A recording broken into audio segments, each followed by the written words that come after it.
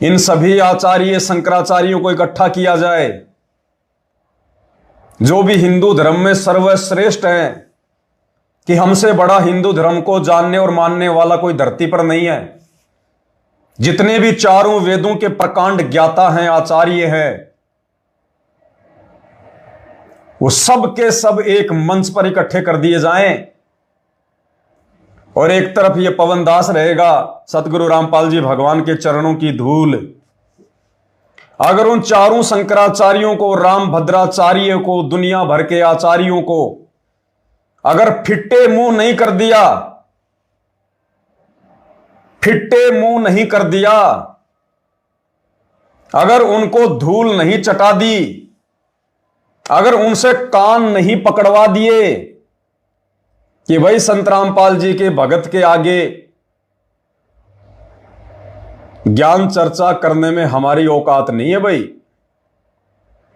तो बताना, मौका तो दे सरकार एक बार। अगर वास्तव में सरकार चाहती है कि हिंदू मुसलमानों का झगड़ा मिट जाए, सब आपस में भाईचारे से रहें, और कौन भगवान सही है, किसकी भक्ति सही है, यदि इसका निर्णय हो जाए, यदि सरकार चाहती है, तो सिर्फ एक मौका दे, एक मौका दे सिर्फ सरकार, एक मौका। 3 दिन के अंदर अंदर, 3 दिन के अंदर अंदर इस पूरे भारत देश को यह पता चल जाएगा कि वास्तव में धरती पर राम कौन है, असली राम कौन है। जिस राम की भक्ति के लिए ना मंदिरों की आवश्यकता है, ना मूर्तियों की आवश्यकता है, ना पाखंड की आवश्यकता है। वो राम कौन है जिसने दुनिया बनाई, जिसने दुनिया रचाई, जो दुनिया को चला रहा है, जिसने राजाओं को राज दे रखा है, मंत्रियों को जिसने पद दे रखे हैं, वो राम कौन है। इस देश में हिंदू मुसलमान का झगड़ा ही समाप्त हो जाएगा यदि भारत सरकार मुझ पवन दास को मात्र 3 दिन का समय दे, मात्र 3 दिन का। मुसलमान धर्म के जितने भी मुल्ला, मौलवी, काजी, कुरान शरीफ के जितने बड़े ज्ञाता, कुरान मजीद के जितने बड़े ज्ञाता, तौरेत और जबूर के जितने भी बड़े ज्ञाता हों, मुसलमान धर्म के जो शीर्ष धर्मगुरु हैं, उन सबको इकट्ठा कर दिया जाए एक मंच पर। और एक तरफ परम पूज्य सतगुरु रामपाल जी भगवान का ये छोटा सा अदना सा कुत्ता पवन दास हर प्रकार से उन मुसलमान धर्म के मुल्ला मौलवियों के अगर कान नहीं पकड़वा दिए, अगर शर्म के मारे, लज्जा के मारे अगर उनकी गर्दन नीचे ना हो जाए, तो भैया जो कहोगे वो करूंगा, एफिडेविट पे लिख के दूंगा। अगर ऐसा नहीं हुआ तो इस पवन दास को किसी भी चौराहे पे नंगा करके फांसी तोड़ देना, एफिडेविट लिख के दूंगा, एफिडेविट। ये सरकार यदि चाहती है तो एक मौका तो दे के देखे, और इसमें सरकार का ही फायदा होगा, इसमें सरकार का ही फायदा होगा। अन्यथा 2028 तक ना ये सरकार रहेगी और बहुत भयंकर तांडव मचेगा धर्म के नाम पर, बहुत भयंकर।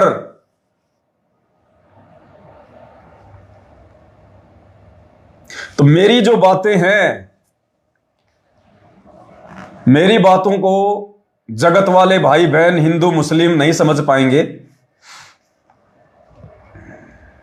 क्योंकि ये उस समय समझेंगे हमारी बातों को, साथ संगति की बातों को,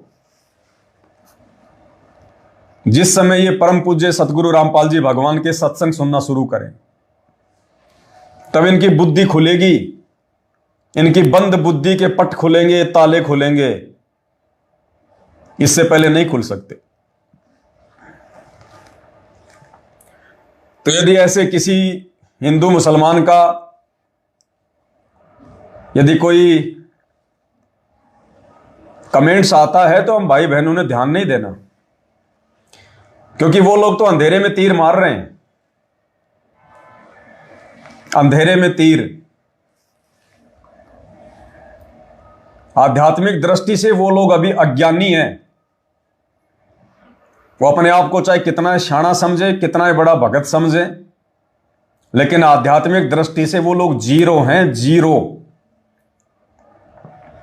इस देश के चारों शंकराचार्य संत रामपाल जी भगवान के भगत के भी चरणों की धूल के बराबर नहीं है आध्यात्मिक शक्ति में, आध्यात्मिक ज्ञान में। तो बाकी छोटे मोटे लोग जो उल्टे सीधे कमेंट्स करते रहते हैं, इनकी तो बेचारों की औकात ही क्या है।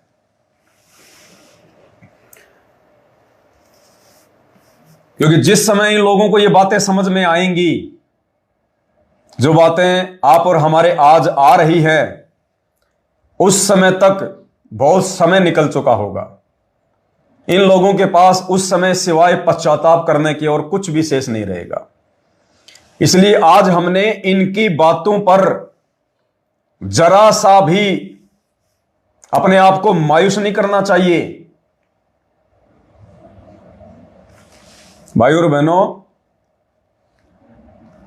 जैसे आज से 25-30 साल पहले जब अपन छोटे छोटे थे,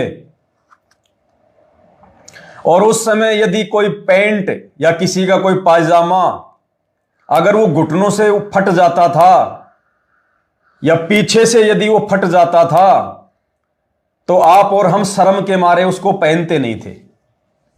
क्या सोचकर कि लोग क्या कहेंगे, इसकी पैंट फटी हुई है, घुटने से फटी हुई है, इसकी पैंट पीछे से फटी हुई है, इसकी पैंट का रंग डिफॉल्ट हो गया, रंग फाल्ट हो गया, रंग उड़ गया।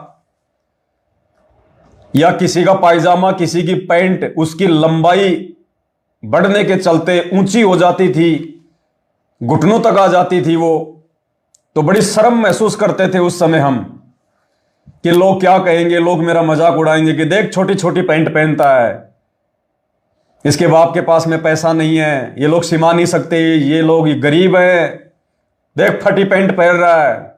लोग अपनी बेइज्जती महसूस किया करते थे। और आज क्या हो रहा है, जो लोग फटी फटी पैंट पहनते हैं, फटी फटी जींस पहनते हैं, उनको पैसे वाला समझा जाता है, उनको बड़े बड़े घरों का समझा जाता है, लेटेस्ट फैशन समझा जाता है कि लेटेस्ट फैशन आ गया जींस में, घुटने से फटी हुई है, पीछे से फटी हुई है, और पैंट ऊंची ऊंची लोग पैंट पहनते हैं, ऊंची ऊंची पैंट पहनते हैं। क्या कहते हैं, फैशन, नई डिजाइन, लेटेस्ट डिजाइन है ये। लोग वो ऊंची ऊंची पैंट पहन के, वो फटी फटी जींस पहन के मार्केट में जाते हैं, लोगों को दिखाते हैं। आप और हम तो छुपाया करते थे, और आज क्या हो रहा है, लोग दिखाते हैं कि लोग ये देख ले कि मेरे पास कितना पैसा है, मैं लेटेस्ट डिजाइन वाली फटी हुई जींस पहन रहा हूं, लेटेस्ट डिजाइन वाली ऊंची ऊंची पैंट पहन रहा हूं। भाई और बहनों, ठीक इसी प्रकार आज हम परम पूज्य सतगुरु रामपाल जी भगवान की भक्ति कर रहे हैं। उनके आशीर्वाद से उन्होंने हमें जो अनमोल तत्व ज्ञान दिया, शास्त्रों से दिखाया, प्रमाणित किया, उस आधार से हमने अपना तन मन धन उनके चरणों में न्योछावर कर दिया। तो दुनिया को ये फटी पैंट नजर आ रही है, दुनिया को संत रामपाल जी भगवान, उनके भगत और संत रामपाल जी की भक्ति और उनकी मर्यादा, दुनिया को ऊंची ऊंची पैंट नजर आ रही है, उनको फटी हुई पैंट नजर आ रही है। क्योंकि वर्तमान में जो पाखंड, जो अंधविश्वास, जो दिखावा धर्म के नाम पर काल की कुप्रेरणा से चल पड़ा है।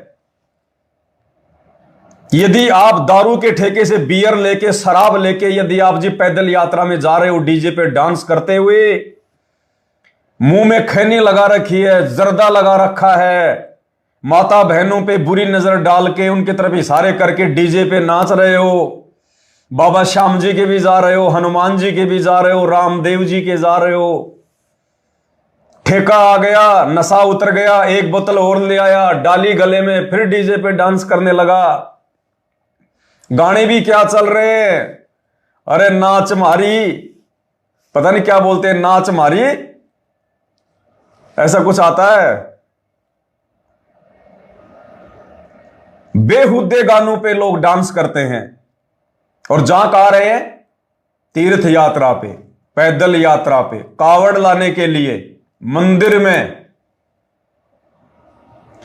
तो इस भौतिक युग में जिन लोगों को आध्यात्मिक ज्ञान नहीं है, जिनको सच्चा गुरु प्राप्त नहीं है, वो लोग इस पाखंड को, इस ढोंग को, इस आडंबर को, इस व्यभिचारणी भक्ति को, इस दिखावे वाली भक्ति को तन मन से करते हैं, जी जान लगाकर करते हैं। क्यों? क्योंकि वो मन की खुराक है, मन को आनंद आ रहा है, मन की वासना, मन का मैल तैयार हो रहा है। तो संत रामपाल जी के जितने भी भगत हैं, उनको वर्तमान में जगत में जो ये ढोंग, पाखंड, दिखावा, अंधविश्वास वाली जो भक्ति है, जो खूब प्रचलित है, जोर शोरों से चल रही है, इस भक्ति को देखकर शर्मिंदा नहीं होना चाहिए, अपने विश्वास को डगमग नहीं होने देना चाहिए, अपने आत्मविश्वास को नीचे नहीं गिरने देना चाहिए। क्योंकि भले आज हमारे को जो भक्ति संत रामपाल जी भगवान ने दी है, भले आज हमारी संख्या इतनी नहीं है, आप और हमारी बात सुनने वाला इतना कोई नहीं है, इस भक्ति को बैठकर सुनने वाले लोगों की संख्या इतनी नहीं है। आज हमारी बातों को लोग भले ही तवज्जो ना दें, महत्व ना दें, और लोगों की नजरों में भले ही संत रामपाल जी की भक्ति, संत रामपाल जी, उनके भगत भले ही वो फटी जींस की तरह लग रहे हैं, ऊंची ऊंची पैंट की तरह लग रहे हैं, लेकिन भाई और बहनों, जिस प्रकार 20 साल पहले वो फटी फटी पैंट, ऊंची ऊंची पैंट आज वर्तमान समय में फैशन बन चुकी है, उस जीन्स को पहनना लोग अपनी शानो शौकत समझते हैं, उस जीन्स को पहनना लोग अपनी इज्जत समझते हैं, और महंगे महंगे पैसों में 5-5, 10-10 हजार रुपए में वो फटी फटी जीन्स, वो पैंट लेके आते हैं और बड़े शौक से पहनते हैं। ठीक इसी प्रकार आने वाले कुछ ही वर्षों में, ना 10 साल, ना 20 साल, ना 25 साल, सिर्फ 2028 से 30, अभी 24 चल रही है, 28 से 30 के बीच में ये दुनिया संत रामपाल जी को अपना गुरु कहने में फक्र महसूस करेगी। ये दुनिया संत रामपाल जी का भगत बनने में अपने आप को बहुत महान समझेगी, बहुत ही बड़ा समझेगी। ये दुनिया संत रामपाल जी के चरणों में नाक रगड़ेगी। ये दुनिया संत रामपाल जी के कदमों में अपना सब कुछ न्योछावर कर देगी। ये दुनिया अपने आप को संत रामपाल जी का भगत समझकर परम सौभाग्यशाली समझेगी। इसलिए आप और हम संत रामपाल जी के शिष्यों ने, उनकी शिष्याओं ने, उनके जितने भी फॉलोवर हैं, उन भगत भाई बहनों ने वर्तमान में जो ये ढोंग, ड्रामा, पाखंड, आडंबर जो काल प्रेरणा से बढ़ चढ़ के जगत में भक्ति के नाम पर, धर्म के नाम पर चल रहा है, जो नौटंकी, हमने थोड़ा सा संभल कर रहने की जरूरत है, थोड़ा सावधान होकर चलने की जरूरत है, और ज्ञान को आधार बनाकर चलेंगे तभी हम इन बातों पर विचार कर पाएंगे। आज उन्हें केवल हम भगत कह रहे हैं। आज परम पूज्य सतगुरु रामपाल जी को हम भगत भगवान मान रहे हैं, परमात्मा मान रहे हैं, क्योंकि वे हैं। इस बात को दुनिया नहीं मानती। कितना ही समझा दो, यह बात उनके गले से नीचे नहीं उतरेगी।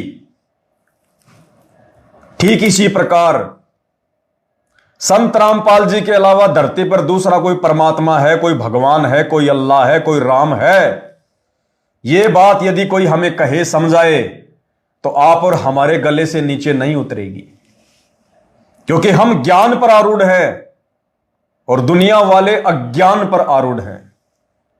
हम धर्म और कर्म पर आरूढ़ है, दुनिया वाले पाखंड और आडंबर पर आरूढ़ हैं।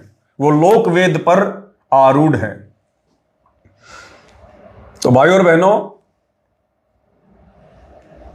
90% समय बीत चुका है, अब मात्र 10% समय बचा है